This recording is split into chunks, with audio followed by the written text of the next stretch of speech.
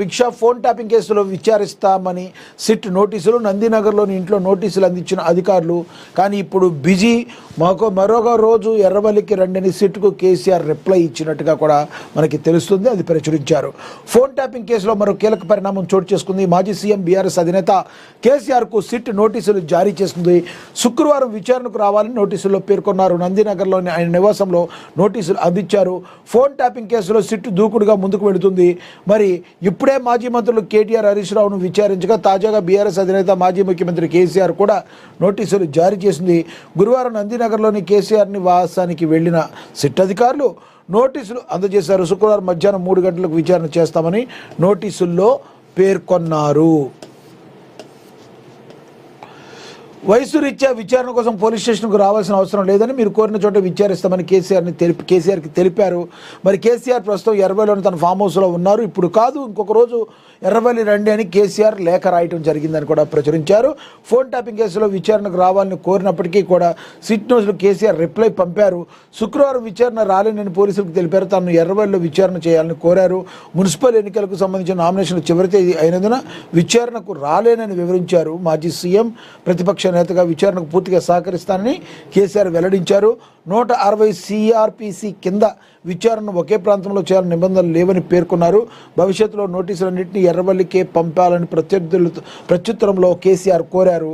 మరి ఈ రకంగా కోరటం, ఏవైతే మున్సిపల్ ఎన్నికలు ఏవైతే ఉన్న నేపథ్యంలో దానికి నామినేషన్ల పర్వం చివరి తేదీ కాబట్టి నేను ఇప్పుడు రాలేను అని చెప్పి కేసీఆర్ చెప్పారు. మరొకసారి మీరు ఎర్రవల్లికైతే రండి, కానీ నేను చట్టాన్ని గౌరవిస్తాను, కంపల్సరీగా సిట్ అధికారులకు సహకరిస్తాను అని చెప్పి మాజీ ముఖ్యమంత్రి కేసీఆర్ చెప్పడం అయితే జరిగిందని కూడా ప్రచురించారు.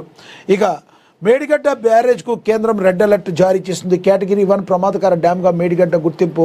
గతేడాది వర్షాకాలంలో తనిఖీల్లో ప్రాజెక్టు లోపాలు గుర్తింపు. దేశంలోని 3 అత్యంత సమస్యాత్మక ప్రాజెక్టుల్లో మేడిగడ్డ ఒకటిగా మరి మనకైతే తెలుస్తుంది అని కూడా ప్రచురించారు.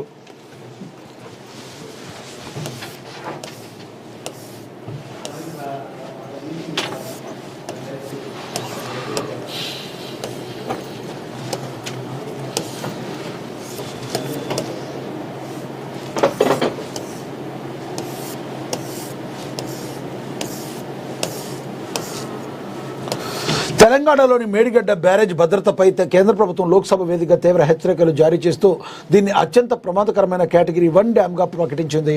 నేషనల్ డ్యామ్ సేఫ్టీ అథారిటీ నిర్వహించిన 2025 వర్షాకాలం అనంతరం తనిఖీల్లో ఈ ప్రాజెక్టులో అత్యంత తీవ్రమైన లోపాలున్నట్లుగా తేలింది. మరి వీటిని తక్షణమే సరిదిద్దకపోతే బ్యారేజ్ విఫలమయ్యే ప్రమాదం ఉందని కేంద్రం స్పష్టం చేసింది.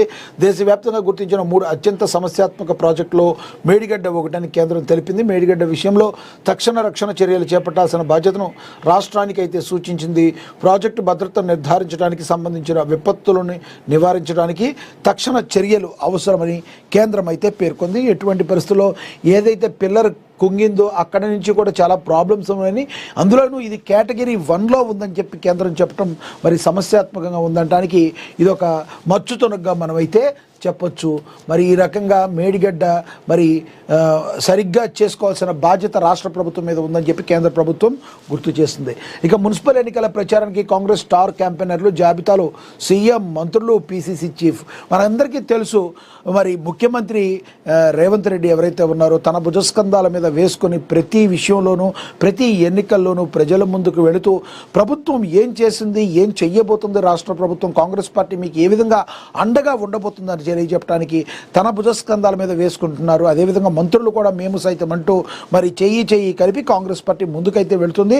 తాము చేసిన మంచిని ప్రజలకు వివరించడంలో కాంగ్రెస్ పార్టీ చాలా స్ట్రాటజికల్గా వెళ్తుంది. మిగతా బీఆర్ఎస్, బీజేపీతో పోల్చుకుంటే చాలా మంచి విజయాలను అయితే సాధిస్తుంది. మరి దానికి ఉదాహరణ మరి జాబితాలో సీఎం, మంత్రులు, పీసీసీ చీఫ్ కూడా ఉండటం.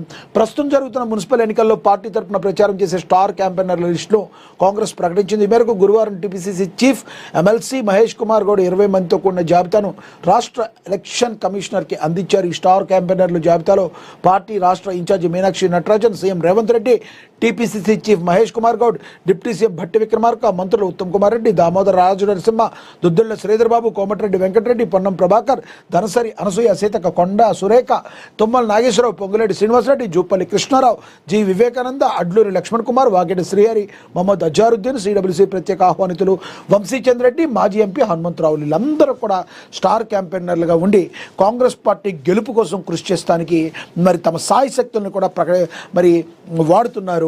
ఇక మున్సిపల్ ఎన్నికలకు టీపీసీసీ స్క్రీనింగ్ కమిటీలు కూడా ఏర్పాటు చేశారు.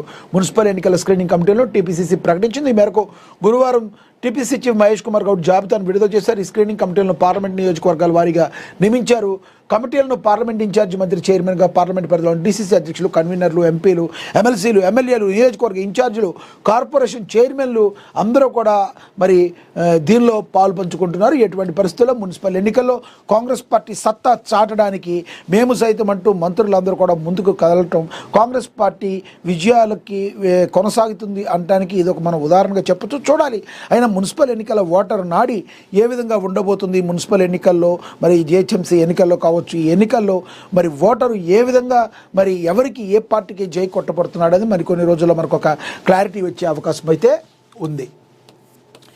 ఇక అదేవిధంగా జంక్ ఫుడ్ ప్రకటనలపై నిషేధం, ఆర్థిక సర్వే ప్రతిపాదనలు. మరి జంక్ ఫుడ్ ఏదైతే ఉందో ఆర్థిక సర్వే కీలక ప్రతిపాదనలు చేసింది. దేశవ్యాప్తంగా విపరీతంగా పెరిగిపోతున్న ఊబకాయం, మధుమేహం వంటి ఆరోగ్య సమస్యలను అరికట్టేందుకు కేంద్ర ప్రభుత్వం సంచలన నిర్ణయం తీసుకుంటుంది. పార్లమెంట్ వేదికగా ఆర్థిక శాఖ మంత్రి నిర్మలా సీతారామన్ ప్రవేశపెట్టిన ఎకనామిక్ సర్వేలో అతిగా ప్రాసెస్ చేసిన ఆహార పదార్థాల విషయంలో కఠిన ఆంక్షలను ప్రతిపాదించింది. చిప్స్, నూడిల్స్, పిజ్జా, బర్గర్లు, కూల్ డ్రింక్స్ వంటి జంక్ ఫుడ్ ప్రకటనలను ఉదయం 6 గంటల నుంచి రాత్రి 11 గంటల వరకు టీవీలు, ఇతర మీడియాలో ప్రసారం కాకుండా మరి నిషేధించాలని సర్వే సూచించింది. ఇది చాలా కీలక పరిణామం. ఎందుకంటే మరి జంక్ ఫుడ్ తినడం వల్ల ఊబకాయం పెరిగిపోతుంది. చిన్నపిల్లల్లో ఈ రోజుల్లో ఇంకా ఊబకాయం ఎక్కువగా ఉండడం అనేది మనం గమనిస్తూ ఉన్నాం.